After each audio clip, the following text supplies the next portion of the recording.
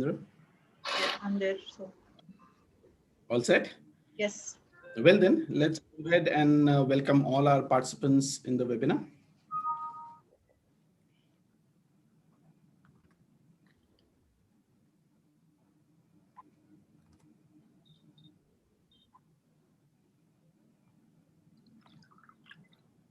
A very warm welcome to all our participants. I see here Bhavna, Archana, Ayushi, Chetan, Gayatri, Hilag, Lalit, Molly. Victor, I'll just take a minute, 30 seconds.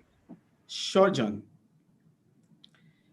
Pooja, Rakshit, Ravi, Shivam, Srishti, Ushma, Vishal, Pranav, Sayed, Vrinda. Thank you so much for joining in today.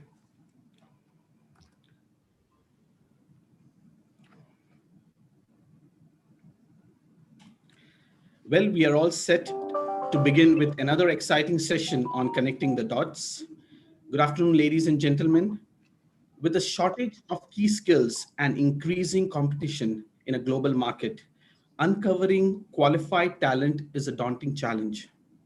Talent acquisition is a tricky space for businesses to navigate, but with the climate changing by the day, what will this process look like when COVID-19 has passed? The talent space is a fickle, volatile corner of the business world. When a corporate crisis strikes, it is often one of the first to suffer. Organizations must be mindful of how they will approach the issue once the virus has passed, ensuring that they have the right tools and the smartest approach to acquire new talent once again. Join us and be part of this very interesting session where our panelists will be sharing their insights and experience on how would talent acquisition in post-pandemic world look like. HRAI welcomes you all to the session on connecting the dots, talent acquisition post-pandemic world of work.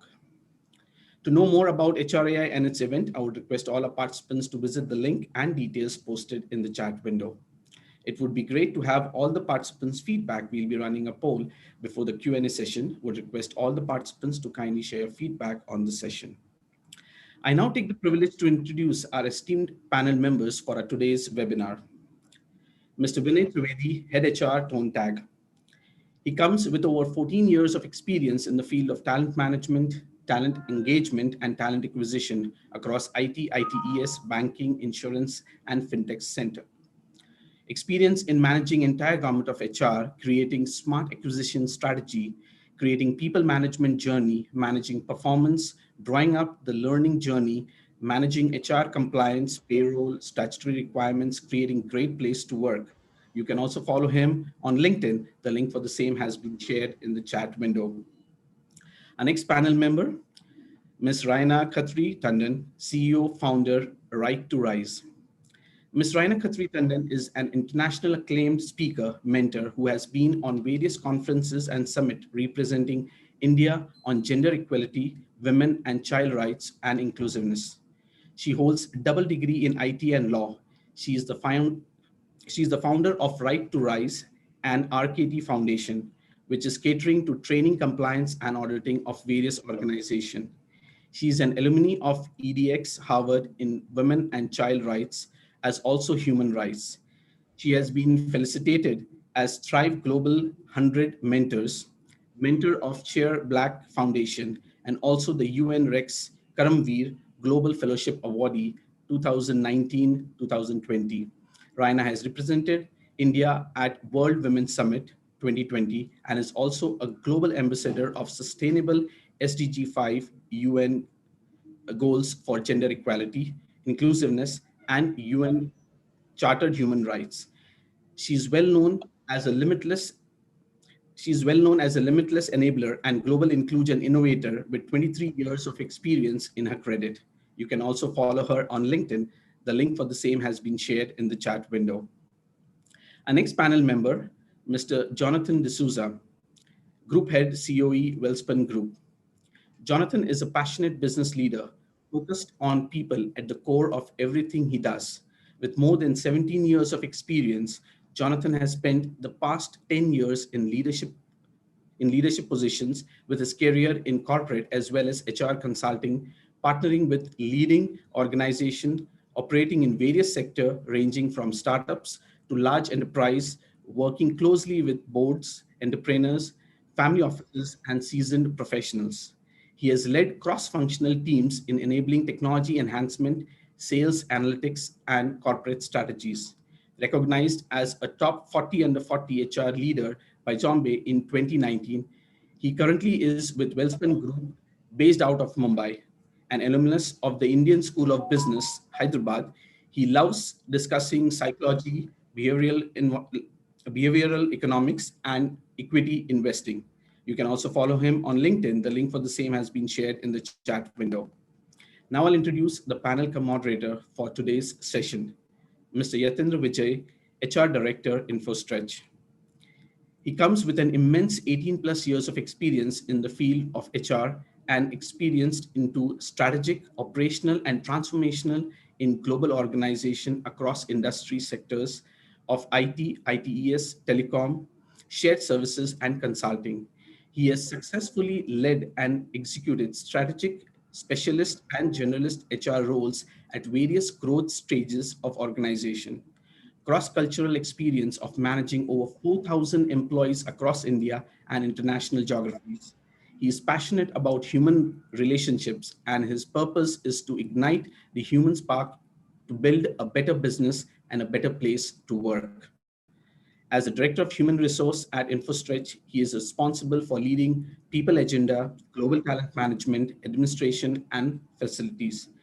When not at work, he loves singing and playing musical instruments. You can follow him on LinkedIn. The link for the same has been shared in the chat window. I hereby hand over the platform to Mr. Yatendra. Over to you, Yatendra. Thank you so much, Peter. Good afternoon, everyone. Hope you all and your loved ones are doing well and getting acquainted to the new normal, which is almost a year now. It's been a year that most of us are working from home.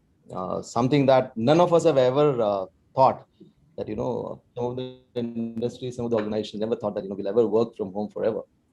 But that's the new way of working. Everything that we did so far in last one in HR fraternity or in HR or in talent has changed drastically, from onboarding to recruiting to virtual learnings to planning. Everything and anything has gone virtual and digital, including giving people the emotional, social, and health support for their well-being. So a lot has changed in last 1 year. And I don't think that most of the organizations would go back to the way things were before COVID. We are going to be in a new mode going forward, operating in a transformed way for some time to come. And I must admit, right, I was honestly surprised that the pandemic hasn't really disrupted recruitment or recruiting or hiring, right, as much as it has accelerated the trends that were already there before. Almost every organization, every HR colleague, HR fraternity person that I talk or we talk, everyone is talking about hiring. I think I haven't come across a single organization which is not hiring at this moment. And I think that sets the tone for our session today. And in today's session, we'll cover how our expert panel members see the talent acquisition vertical in the post-pandemic world. Fingers crossed, the post-pandemic world era or world or whatever. But PP is better actually. Post-pandemic era. PP should start soon. So with that, will start today's session. And my first question to all three of my fellow panelists is, I think that what are the big three shifts that you have witnessed so far in talent acquisition vertical space, or that you believe the top three shifts that you foresee in the post-pandemic era in talent? Vinay, we can start from you. You can share one, and then subsequently maybe we'll move to RAINA and John. Over to you, Vinay. First of all, a very happy World HR Day to lovely HR people. Yes. Oh, yes. Here on the panel. We have about 79 people who are still trying to explore what are we going to do from a talent acquisition perspective. So that's great. I think, one of the biggest shifts that has happened, Yatendra, is trust factor that has skyrocketed in the pandemic, time.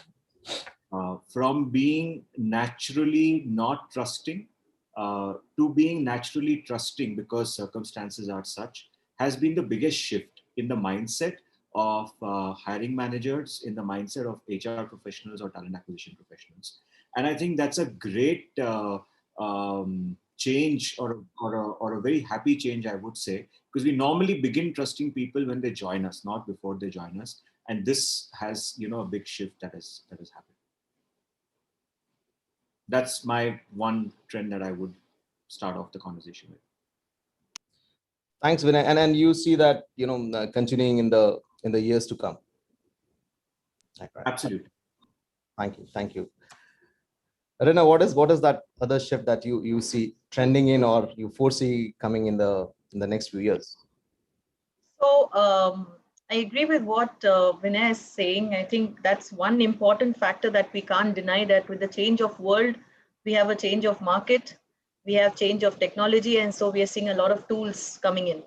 Now, with some companies who have always been in a space where they've had approaches being online and offline, like a blended approach, for them, it is quite a lot of cost cutting, because now you don't even need employees to go physically and do something. They have been forced and bent into adapting new technology. That's one. And the second thing that goes alongside with that is a lot of streamlining. So I think even the people who have not been streamlining processes have been forced to streamline their processes, their structures, which on the long run, if you look at companies' way of operating, even at their lower level, would become so much structured that everybody would only be focused on, if they are a structured organization, then we work with them. So they would be kind of looking down at their minor bits or their foundation aspects and getting the entire team in place, whether it is their first level or the mid level or the higher level. So a lot of reformation among everybody. That's very true. That's true, Reina. Thank you. John, you're on mute, buddy. So this is something I need to train myself on, but great start. I think, I love what Vinay said. I think trust, I completely agree that top rated, because I set up a team last year in the startup where we had the entire CXO team audio and video. We didn't have the time to meet each other and I think at least 4 to 5 months after they joined, that's the first time they met each other physically in office, right? This would have never been possible in the normal world pre-pandemic. So I think the trust definitely is something. Apart from that, I think internally also a lot of the line managers who put a lot of pressure on all our TA folks, to get Superman. Now they are also becoming very cognizant of the fact that they have to be available 24/7 to take an interview from anywhere, rather than saying, look, I'm traveling, I don't have time. Who needs the job? If the person needs the job, they should make time. I think today that flexibility is really coming, and I think it's working wonders in that sense, right? So I think in that sense, really, I think that has changed. And another change which I'm seeing, which will happen in the near term, maybe 2 to 3 years, is, we keep talking of multi-generational workforce. I think we have to now wake up to a reality of multi-contractual workforce, right? Where multiple people having multiple contracts of how they want to operate legally are working the same team. So I think that is something which is going to happen maybe 2-3 years, in the next 2 to 3 years. It has probably been hastened by the pandemic, but people are now are now looking at how do they want to work.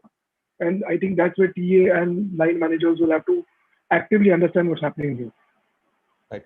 Great. Thanks. I think I absolutely agree. That multi-contractual environment is settling in, and the line managers have become more flexible than they were ever. Right. All of us have experienced them when we were starting our careers, and of course, the trust factor is sinking in. Beyond that, I also see, and I think all three of you can add to that.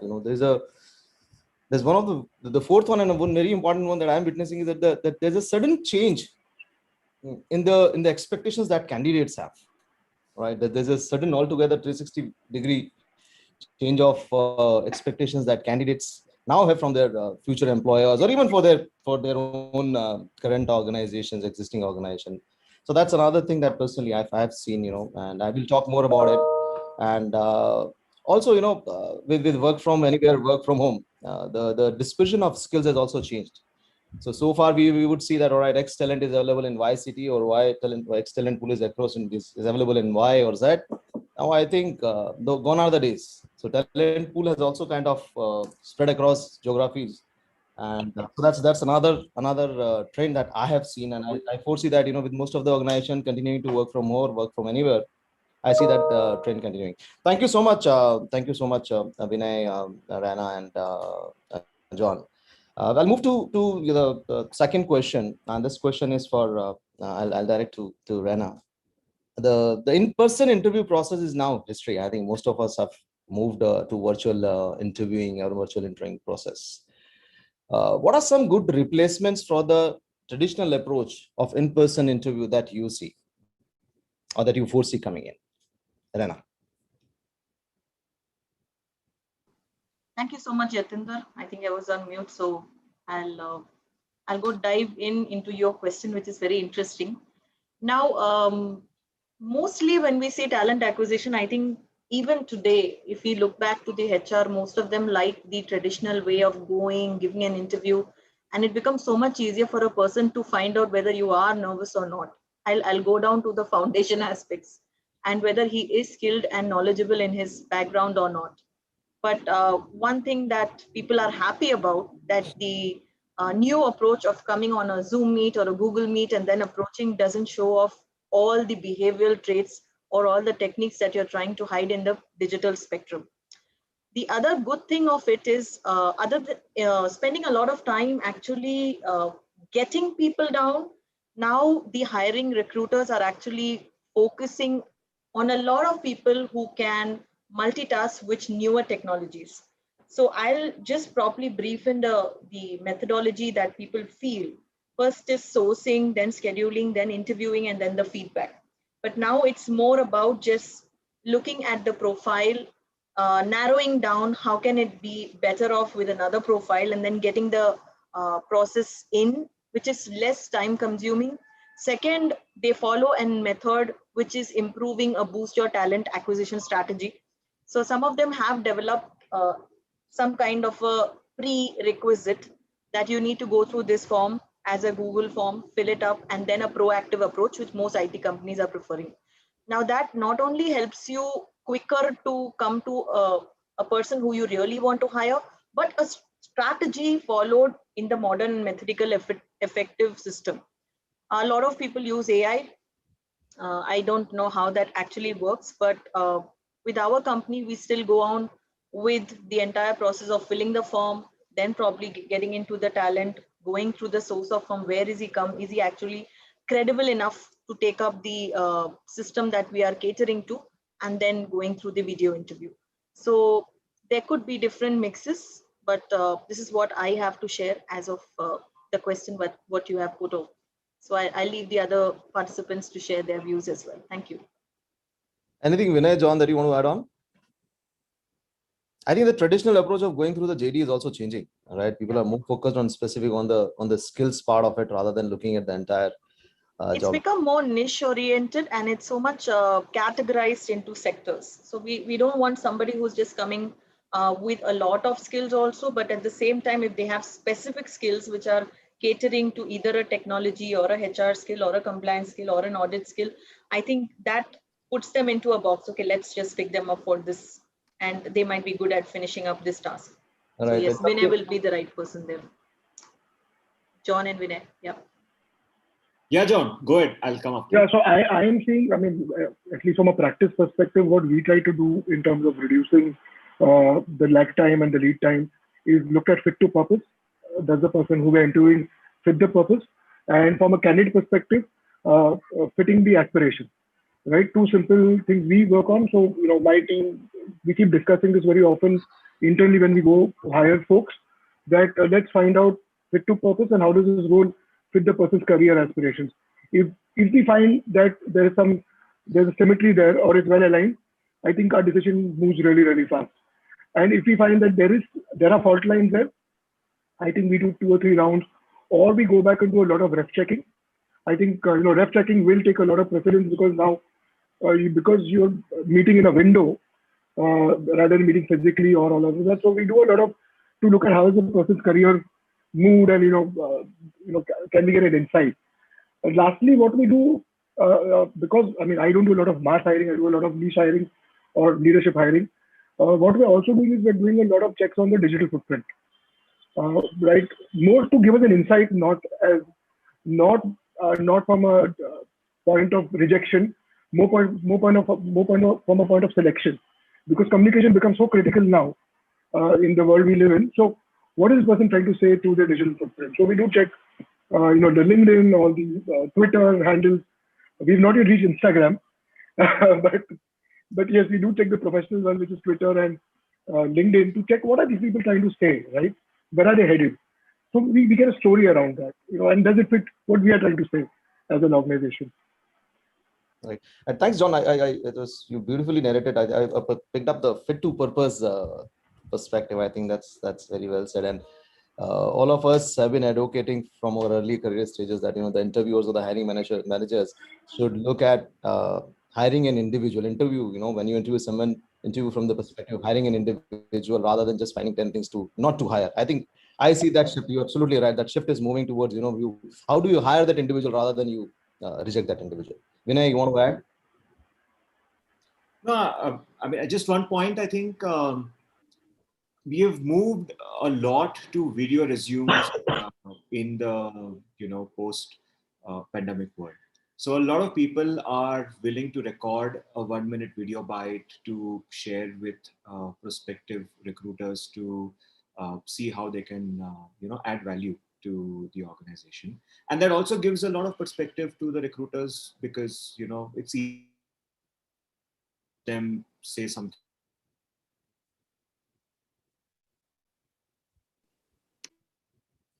Vinay, we lost you for a second. Yeah, you're back.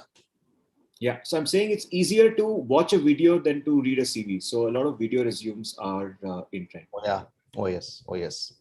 Yeah, that's something that the rest of the world started a couple of years back, and we are kind of following it. Yeah, that's a good point. Thank you, everyone. Vinay, for you, do you think the role of recruiters that was traditionally just to hire people, search, screen, etc., do you think that the role of recruiters now or will change beyond the ability to just have conversations with the prospective employees? And all the more important because we've been talking about AI replacing recruiters for a while. So do you see that post pandemic, or even as we progress towards the next era, do you see that there is going to be a change in the way recruiters approach the candidates, the prospective employees? I think in the world we love over dramatization of anything and everything. I think for the last 50 years, we have been saying, will the world of recruitment change? When people used to take an attaché and go in search of jobs to companies, and when suddenly internet came, there was an article that I was reading which said that internet is a fad, it will just pass. And then there was an article I was reading that said that internet will take away a lot of jobs from a lot of people. I mean, let's take a chill pill, right? I don't think any of our recruitment jobs are going away. If any, it's only going to become more and more important, and more and more qualitative. AI is only improvising now, given the machine learning algorithms that have kicked in. So, the more the machine learns with the inputs that we put, the more intelligence it gathers, and therefore it is able to help us. So we are definitely going to get a very good assistant in terms of AI to help us do a lot of our jobs, but that's not taking away any of our jobs. Even, these are the times when people said when computer came, right? They said that, now a lot of jobs will be lost. And when automation came, they said a lot of manufacturing jobs will be gone. It doesn't work that way. It's just that we love over dramatization. So I think we should take a chill pill and not dramatize this. AI is there to help us. It is improving and it is getting better. All right. That's correct. I remember Mr. Piyush Pandey sharing it in one of the conference a couple of years back, and I picked it up, and I always find a way to communicate this to everyone whom I talk in the fraternity. That he coined, he shared something that I heard it for the first time 3 years back, and he said that HR is no longer, it's not about Piyush Pandey. Everyone knows about him, Mr. Piyush Pandey. So he said that HR is no longer about human resources. it's all about human relationships, right? So I think that's something that we all have picked up. But do you see, Vinay, that the approach that recruiters had towards the prospective candidate, do you think that that needs enhancement, or that will change, or that may have changed? So, that is already changing to what Jonathan just mentioned, right? That they look at digital footprint. Now there are more avenues to find data points about a prospective candidate than they were earlier available. So obviously, when you have more data points, you tend to look at more places. Though there is a word of caution, sometimes we get into this analysis paralysis. I mean, we read too much into things that we should not read, and data can be a bane more than a boon as well.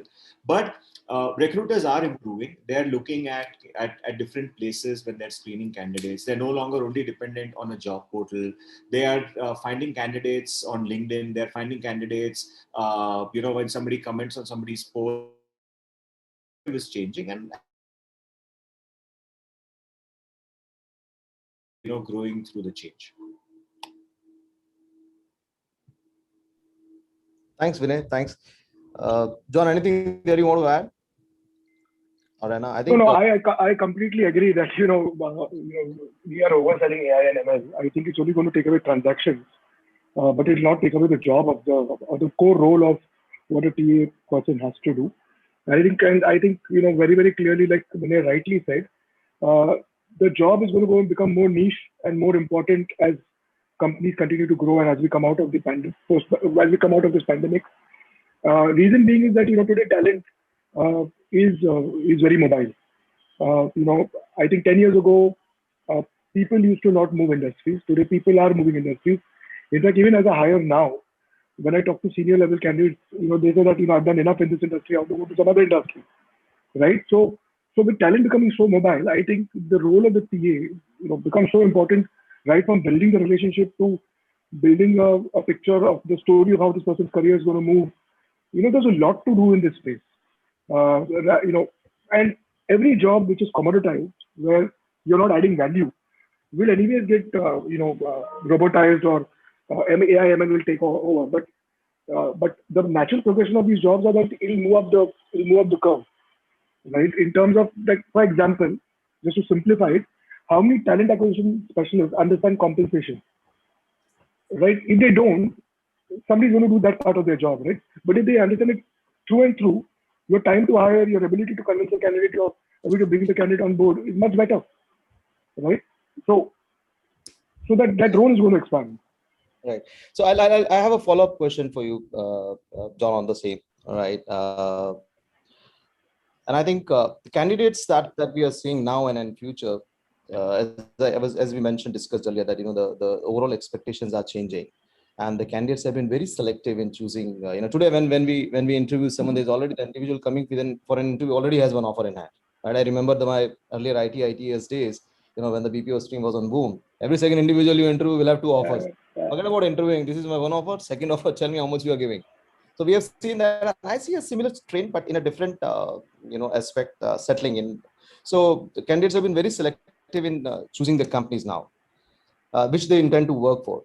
What are some of those important factors that you would like to share with the audience here, that you believe that the candidates will prioritize while selecting their employers in future, now and in future? What are those 2-3 important factors that you believe the candidates will prioritize while selecting their future employers? Like I said, first of all, we are moving into a world where finding a good job to become finding the next restaurant on Zomato, right? So I like that. So the ability of influencers within your company to influence that this is the right company internally, your number of brand ambassadors has to increase, because people are going to search you on Google before they even apply to a job. Okay, so point number one, is your company or investing in building the brand, narrating the story, what's happening in this company? Point number one. Point number two, candidates are more, today I think most of the candidates at mid-senior level, even at junior level, I see a lot of candidates at junior level who are fairly clear what they want to do, which simply means that I go back to saying that, can my company and can the leader who's hiring that person, or can the manager who's hiring, match that aspiration? If yes, the candidate on board, right? I don't think, yes, in IT, in certain spaces, money, I know, for example, data scientists, I have 5 offers and all of that. But I think those are few and far between cases. They're happening in one particular segment of people. They're not happening across the board. I think today candidates just look at multi-dynamic ways of taking a decision. One is money, two is career, three is longevity. How long can I stay here? What am I going to do next after I do this assignment? Right? Nobody's looking 10 years in the future anymore. Right? So people are looking at, can I be comfortable doing this job and can I learn? And how is my manager? Right? Now, if the manager has a bad name on Glassdoor, then no TA can save that person. Right? Same goes for a company. Right? So the ability to change that narrative is becoming very important. People are becoming very purpose driven. People are becoming conscious of what they want to do in their lives more than ever. And then I think at the same time, they would also look at, and these are the questions at least my team has started getting when they approach someone for an interview, that how the organization has behaved or how they have dealt with the pandemic situation so far. I think that's also become a very important question that all the when they change the job, they look in the new employer. Anything you want to share, John, on that? I think, it is too early because most organizations have begun reacting to this wave 2. So it will neutralize in 6 months from now. Everybody will catch up. So there's an early mover advantage for most companies, including mine, where we have announced a lot of these goodwill gestures and we are taking care of our people. Having said that, I think what we can't take away from the entire hiring process is the candidate experience, whether they get rejected or selected, or whether they reject the company. The ability to have that experience, and what is the experience you're creating around this candidate? How clear are you in your hiring process? If you have to say or no, how clear are you about saying or no? If you're saying yes, how clearly are you accepting a rejection by a candidate? Because you want to cross roads. It's a small world, right? I think that experience is something, if you're able to create, we've had candidates who have come back 3 months later and said, look, that time we were not clear. Today we're clear. Do you yet have that position? So all of these conversations happen. And there's a lot of networking happening with people who are probables also, right? Depending on the niche you're working on. But I think we cannot get away from the fact of the experience, whether it's internal for an HR business partner or it's external for a potential candidate. That experience is important. Absolutely. Thank you, John. And before I move to Raina for my next question, I would encourage all the participants to share their questions. I see almost 7-8 questions already there, and I'm sure HRI team is making a note of that. We've already received some 15-20 questions before at the time of registration, and some of the questions that I have asked or I'm going to ask is a compilation from the question bank that our participants have already asked. Right. So, Peter, I'm sure you are making a note of the questions that are coming in, and maybe you can pick up 2-3 selected. Yes, I'm sharing that with you too. Sure, great. So, Raina, if you were to talk to one of the talent acquisition leader in the audience right now, all right, and if you have to give one most important thing that you'll recommend them to prioritize right now and going forward, what will that one priority be? What is that one priority that you'll share with the talent acquisition leaders that they should prioritize now and moving forward? So a lot of them, very interesting question, Yatendra. I'll restrict you to 2. Yes, only 2. I will tell you only 2 now. So ideally, one is bureaucracy. Okay, a lot of people think that they could be very smart in people management or people choosing across social media, checking on their channels, probably how they communicate, like John said. But a lot of them are very clear in their vision. So even if you try to be bureaucratic or strategic in picking up those people, they are very choosy about whether they really want to work with you. They might look at the chain of commands. What are the roles people are playing and how are they being played? So they are quite observant in seeing what the company is doing from the last 6 months, their activities, and why are they probably doing it. So a lot of thought is going in. So bureaucracy is something that they should be focused on. If I can add resilience with that, I think silence helps in that a lot. When you are choosing your category of clients, the less talk you have, the better it is. Even if you're using a 1-minute or a 2-minute video, like Vinay said, yet there would be a stage where you would communicate with them. But they can probably read your mind much faster than you can read this. I have noticed that at least when I was getting my team, a few of them to be replaced or a few of them who came in as interns. The second one is the leadership role. How are companies quickly adapting to the new change, and how are the leaders portraying themselves out? Very good. Okay, so I see that people really want to see swift making approach leaders, not people who are just thinking about what they can do, but how are they proactively working on their management models, their strategies, how are they quickly adapting to being more sensitive towards COVID. Giving bonuses and giving all these features are only for a short time. You can't be giving that all throughout the year and even next year. Okay, so they are very clear that this is going to be a very short term thing. But what is that I'm looking at is a more diverse and an inclusive space of my creativity getting enhanced. Am I going to be welcomed in decisions? Am I going to be coming out asked for my views? Am I going to be welcomed bringing up newer management models, rules, anything that I'm going to run my top down approach or my team? So am I going to be given that space to work? Even if it's a small intern who works even for 1 month to 3 months. He wants to see the freedom, because at this moment, there are so many challenges that they see that they don't know whether we can stick along this organization even if they pay you well. And organizations are deceptive as well, because they are looking at the best match for them. So I would also say that, there is no assurance that if you have given somebody a job for, say, that many time period, but if he's not able to deliver, then you would sack him. You would not be keeping him for long, because that's how our present pandemic is. It's very anything can be happening anytime. So these are the two things that I would say. Fantastic views, Rana. Yeah. Thank you so much. And since you just touched upon the DNI part of it, and you've been a brand ambassador for that, so I'll have a follow-up question Sure. before moving on to Vinay. So, do you see a change in the DNI strategy that organization will have towards adopting talent acquisition in the way forward? Do you see there's going to be a strategic move the way organizations are kind of planning their DNI strategies right now to the next era where we're moving in? Do you see a shift? So interestingly, D&I never existed so much. In the last 2 years, it has been spoken of absolutely as the topmost topic, I think, for all organizations. And talent acquisition, technology, getting innovative is only through D&I.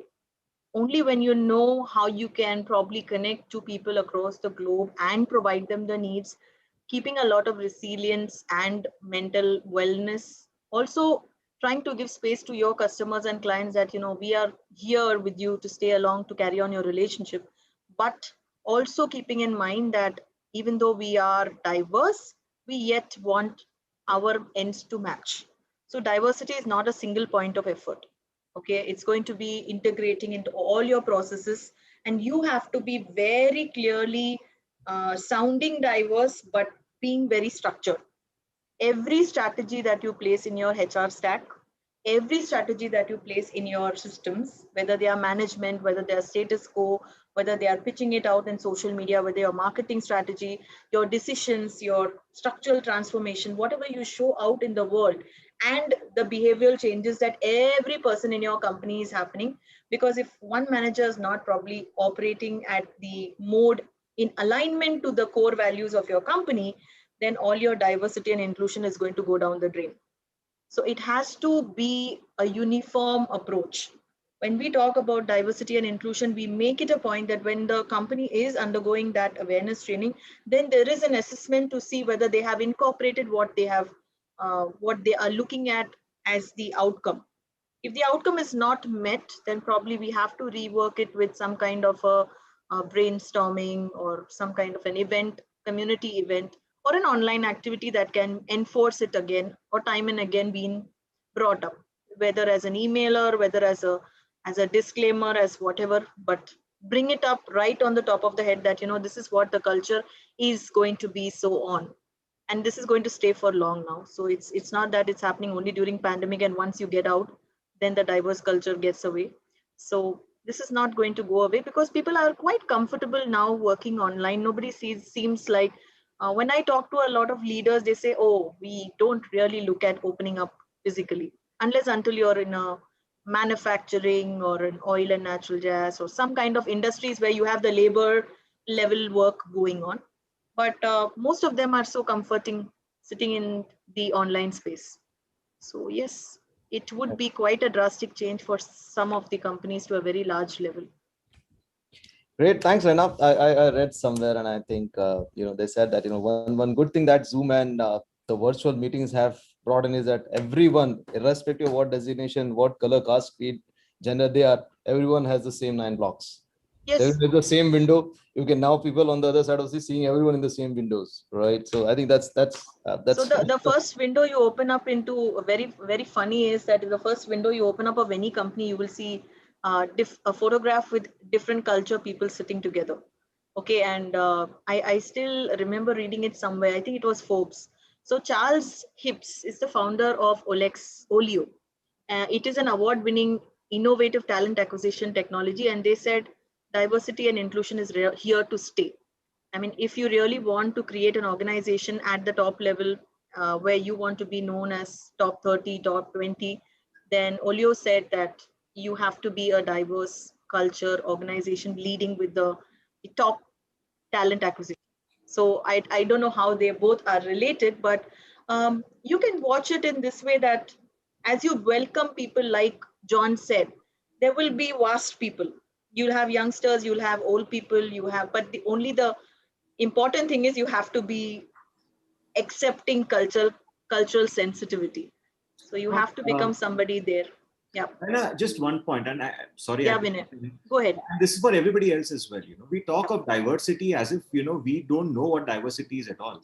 True. Let's face reality, guys. India, every 50 kilometers, the dialect changes, the food changes, the habits change, everything else change, and we are happily, living peacefully with them. We don't need any Western diversity concepts, yes. And I don't appreciate when people talk of this as general. Point number one. Point number two. Diversity is lip service when it comes to saying let's hire more women leaders. Yeah. I don't think, even in all the HR folks here, there are 95 people. How many deaf and dumb have you hired in your own teams? How many blind people have you hired in your own teams? We only do lip service as far as diversity is concerned, right? So I'll stop there. I have an LGBTQ working with me. And so I'm saying that as a lip service, yes, inclusion is something that we need to really work on. Diversity, I think we are enough, diverse. But can we look at beyond only women hiring, and can we look at a diverse workforce? And let's start with us, right? Yes. That's on the diversity front. I also have another, we were talking to what John and Raina, both of you just spoke about candidates, right? The stories we tell candidates to attract, etc., etc. I think it's important for recruiters to understand this. There are 3 types of candidates. One who's a risk taker, one who is an explorer, that is, in between, and one who's a safe player. You have to identify if the candidate falls in which category, and then accordingly tell the story. And the reason why a lot of times offers don't get accepted is we tell a great story, but if that fellow is not a risk taker, is not going to come and join you anyways. Then we crib about saying that, oh, the renegade is too high, people are not joining us, blah, blah, blah. I mean, we go overboard to tell our story. But are we also looking at, beyond what the candidate is saying? Are we looking at whether he is in any of the 3 categories, and which category does this job role fit in? Therefore, I can get a right match. So I think it's important that all of you have to sort of get into this mode of categorizing the candidates basis job descriptions and departments, and you will see an improved offer acceptance ratio. Fantastic. I like that view. Very good perspective, Vinay. And I think one of our participant, Niharika, also kind of shared the same perspective or question that you just answered. I'll have the next question to you, since we are talking about strategy, Vinay. Do you see a change in the overall branding strategy that organizations will adopt going forward in terms of attracting the talent, the brand positioning of an organization to attract talent? Do you see a difference coming up in the years or weeks ahead that we in the post-pandemic era? I think every organization, honestly, is in a self-discovery mode even today. It's been a year, but we are still trying to discover what is the right thing? If we have to induct a candidate, what's the right mechanism? If we have to hire a candidate, what's the right mechanism? We are still in a discovery stage. But what we need to understand is we have moved away from rules and regulation to a large extent to displaying care and compassion. When we started, we were all thinking of what rules to put in place to be able to get everything going. We have now moved away from that and moved into genuinely caring, genuinely wanting to understand if as a candidate, employee, everybody else is all right or not all right. We are focusing on genuine mental health, wellness more seriously than just a lip service. So I think from a strategy perspective, I think care and compassion is going to be at the core for at least another year and a half before it changes to growth, hyper growth, more work, etc., etc. And a lot of organizations will start talking about it more genuinely than just adding a lip service. That's, I think, one change that I see. But we are still discovering. I don't think we have exact answers, of what's the best way. And I think, as you rightly said, it's at least for next year, and by the time that will become the DNA of organizations in their branding strategies, that showing the care and compassion. That is true, because even in this mode, whenever you try to move certain things, for example, I remember that there was a client who actually was hell-bent in completing a compliance, but when he got back to his co-client, the person said that this is not the time probably to think about any business, but this is the time to just get down and be there for the people. And like my co-panelist has said, Vinay, I myself have given off certain activities in my company for the period of 1 month, almost since May, because we said let's just allow the people to breathe. Okay, you don't have to get things done as of now. You're not running away from any business as of now. You're here to stay, so might as well give them some time to get back to whatever they are, in spite of all the challenges in personal and professional level that they are growing through. So it's important that you are presently there, whether it's assessing, whether it's fitting into the culture, getting to your clientele, and get delivering. So all this comes together, and yes, what you mentioned, Yatendra, is totally true. We are still to see what yet are we capable of when we look at talent acquisition and getting people on board. Thank you, Rana, Vinay. I think this is very insightful discussion, and I've just reached fourth question that I kind of had for all of us, and I see almost 20 questions already Peter shared with me from the participants.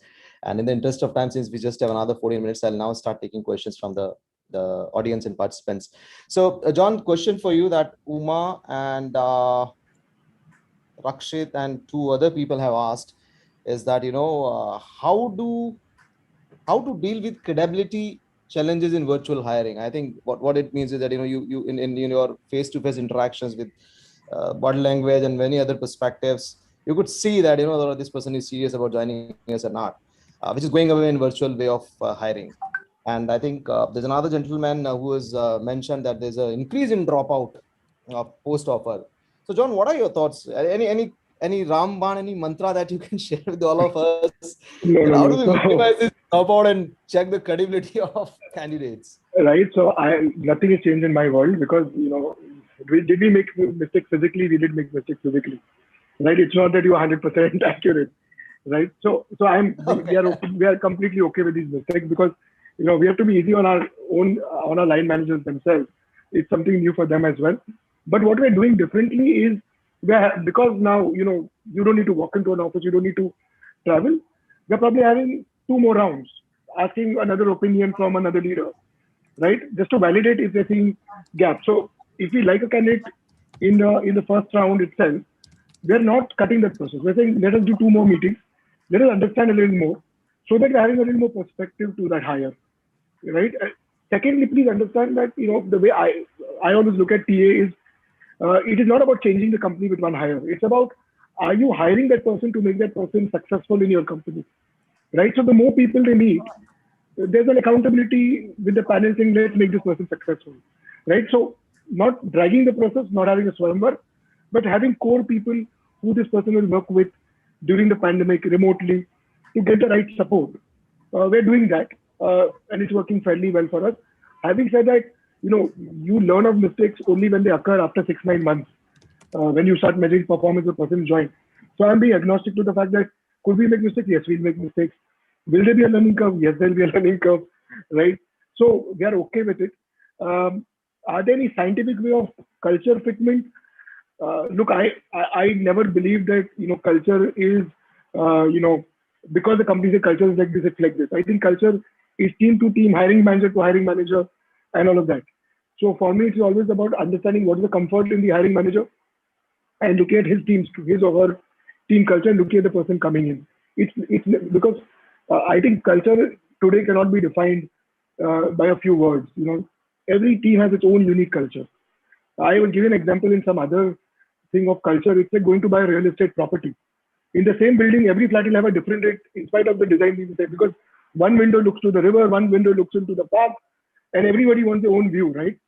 So pricing is different. That's how culture is. But yes, if you ask me, does this gated community have a swimming pool, gym, all of that? Yes, it has, right?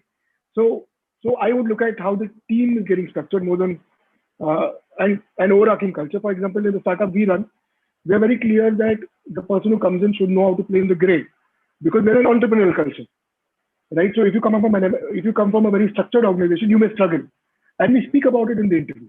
Very Say nice. that because this is an entrepreneurial culture, roles will keep changing. Your role will keep getting molded as we grow. Are you prepared for this? And then obviously we will try to do a psychometric to check what is the comfort. Like Vinay rightly pointed out, what is the risk-taking ability? Now, if you get a highly process-oriented guy in the psychometric and you yet hire him or her, you have set up that candidate for failure, apart from your own company, right? So being candid about these things is very important. We don't use psychometric for rejection, but to know the nuances of the personality. If there's a two level, why not use it? But these are the nuances in which we try to avoid the issues, because we're very clear of the person who's joining that this is our culture, this is how your job is going to evolve, this is how I we're going think, to play in the yeah, gray. John, very well said. I think, being transparent at the time of communication is very, very important. Something that we all learned it over a period of years. And that is very important that, at the time of screening, interviewing, etc., you be transparent with them. We all had that one recruiter that we always say that, oh, I'll go to that person because his rejection or dropout ratio or dropout is negligible. Now there's something that individual must be doing differently, right? So I think we have to learn within, there's no specific statistics or scientific way of reducing rejection, but I fairly accept your view that being transparent while communicating and being upfront in what you want would certainly help. Vinay, any thoughts you have before we move to the poll? No. So we'll continue. We are in the same space. So we who knows more than us that how much. I actually love it when Vinay comes across very passionately about the subject. No, you see, panel discussions, there's only 4 of us are awake. Everybody else is just, here and there. So, suddenly when somebody's passionate, some 5 people woke up and sometimes you have to use a lot of time. This is the change we have to go through to make our voices heard, sometimes. Right. Peter, you want to take the poll first? Yes. So before we take any further questions, we will be running a poll. Request all our participants to kindly share their feedback on our today's session.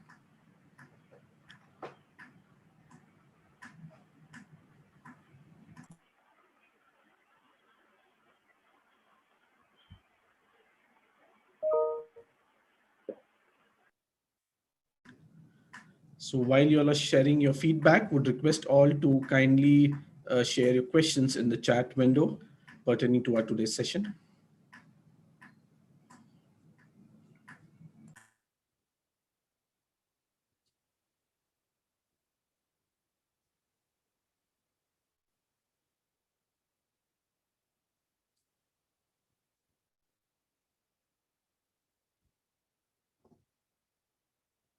Peter, should we move? Just another 7 minutes. I'm conscious of the time. Yes, we can do so. I think we can take 1 or 2 more questions, and this question is open to all our panelists. And I think some of our participants have also asked this question.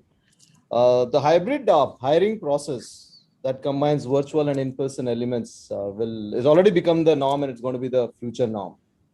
The challenges for companies will be to decide when they'll use virtual and when they'll use in-person. So the question is, how will the organization optimize the candidate experience assessment advantages of deciding, whether to go for virtual or use the speed and efficiency of virtual interviews, or to go with the candidate experience and assessment advantages of in-person interviews. So how the organizations will decide that whether to go for in-person interviews or to go for virtual interviews once this is all over? I'll just, uh, quickly tell this in one sentence, right? It's absolutely need based. It was not that we did not have virtual platforms existing a year, before the pandemic hit us. It is by choice we never wanted to change. When we realized that we don't have an option, we changed. When we realized that we have option, we will go back to older ways. So I think it's need based. But the good thing is, earlier recruiters would struggle to tell the hiring managers that please take a online interview. It'd be difficult for the candidate to travel. It'll be easier to convince them now to take a practical call rather than a rigid call. So I think that change definitely is a welcome change for us as recruiters. John and Rena, anything that you want to add? Yeah, I completely agree with Vinay. I think, we will go back to being humans and go back to being social and meeting people once, all are vaccinated or the pandemic goes off, whichever comes first. And I think it's going to be need-based, but you have one more tool in your arsenal, to use, because now people are open to it because they've experienced it for, by the time we get out of the pandemic, it's going to be 2 years. So at least people will be used to doing this. So they say, okay, whatever is comfortable to me and to the candidate, let's do that. And I think, at least the initial screening will happen virtually. I think, but the final decision could yet be physical. It's just the way we are built, right? It's just the way we are built. I think 70-80% will be yet wanting that one physical meeting for a go, no go, but at least the screening can be completely virtual. I think it yet saves a lot of time, bandwidth, effort. It reduces carbon footprint. If your company is like ESG, a lot of those things are very positive. There's a lot of positives to take off from this experience. Very good perspective, John. Specifically the carbon footprint point. I loved it. Right, Rana, anything you want to add? I think they've covered it all. It's so much easier now. Of course, it's like you don't bell the cat till the cat doesn't bell you. It's like that. But अभी उनके पास choice नहीं है. भाई करना है तो online ही कर लो, नहीं करना है तो फिर आप भगवान बचाए आपको. Something like that.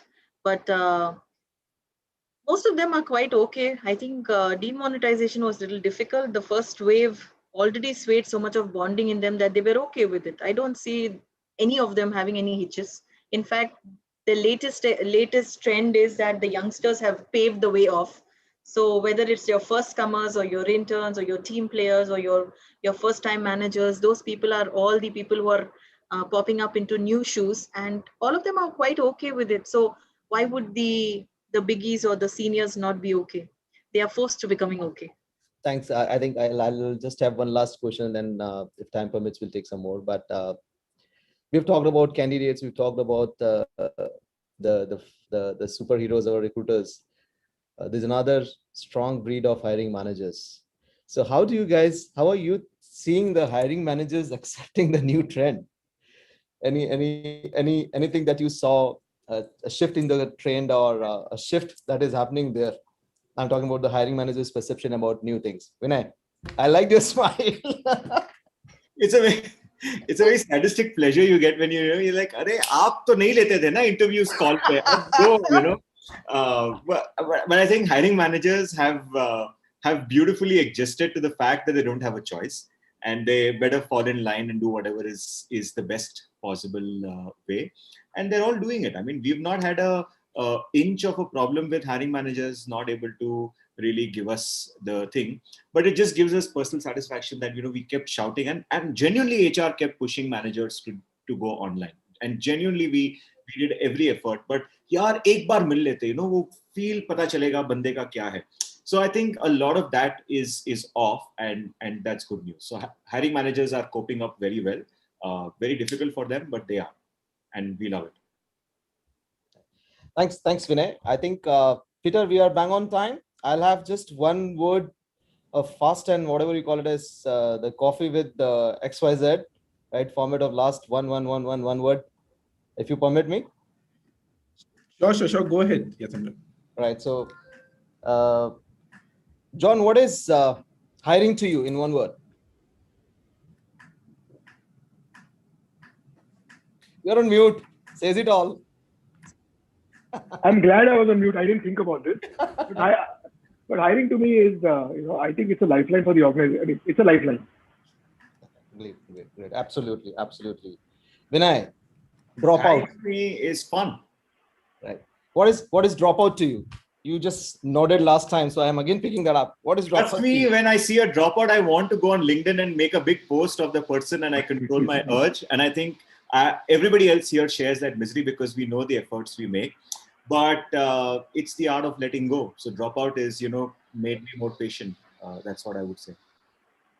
Fantastic. It's an art of letting go. Very well said. RAINA, recruiters in one word. Spectacular. I'm sorry, come again? I said spectacular magicians. Because recruiters take a lot of time, a lot of effort, and they put in a lot of thought before selecting you, or they would never push you out for any reason. Okay, but I see them doing a lot of good work. So yeah, spectacularly magical. You made our day, you made our weekend, and there's a recruiter in all of us. Thank you so much. Thank you so much for sharing your perspectives. I personally have my own takes. RAINA, Vinay, and John had fantastic conversation. Thank you so much. Over to you, Peter, and my apologies to all the participants. There are still 15, 16 questions that Peter has projected, but unfortunately, in the interest of time, we may not be able to take them, but I'm sure HRA team will certainly respond back to them. Thank you. Peter. Sure. Thank you so much, Yatendra, for taking us through this insightful session. Thank you, dear panel members, Mr. Vinay, Ms. Raina, and Mr. Jonathan, for sharing your learnings. To all those who wish to share and learn, you can also access the recordings of our today's session on our YouTube link shared in the chat window. Before we conclude with our today's session, we would also want to thank all the association members, Geisha, NASCOM COE, GlipTalk, Talgro, TLE, Wiki, LinkedIn Local, Ahmedabad, and India for supporting HRAI events. To know more about these associations, request you to kindly share the links provided in the chat window. Do join us for our next event, a masterclass series where we have 5 managers who have featured in the Great Managers Institute, all set to share their knowledge beginning from the 24th of May, 2021 at 3 p.m. Indian Standard Time. Request you all to kindly register for this event at the link mentioned in the chat window. Also to join the Dialogue 2021 WhatsApp chat group through the invite link shared in the chat window. That's it from us today. See you soon. Stay safe, take care, and bye for now. Thank you. Stay safe. Thank you so much. Thanks.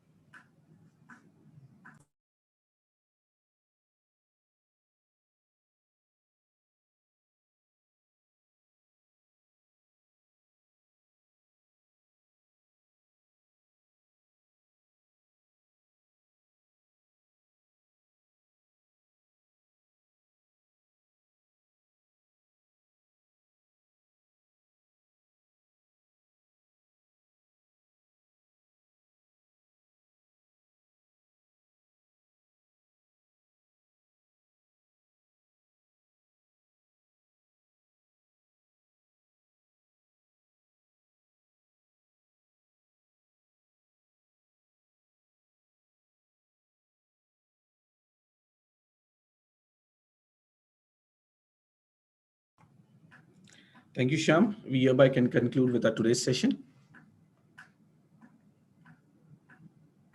Sure, Peter. Thank you.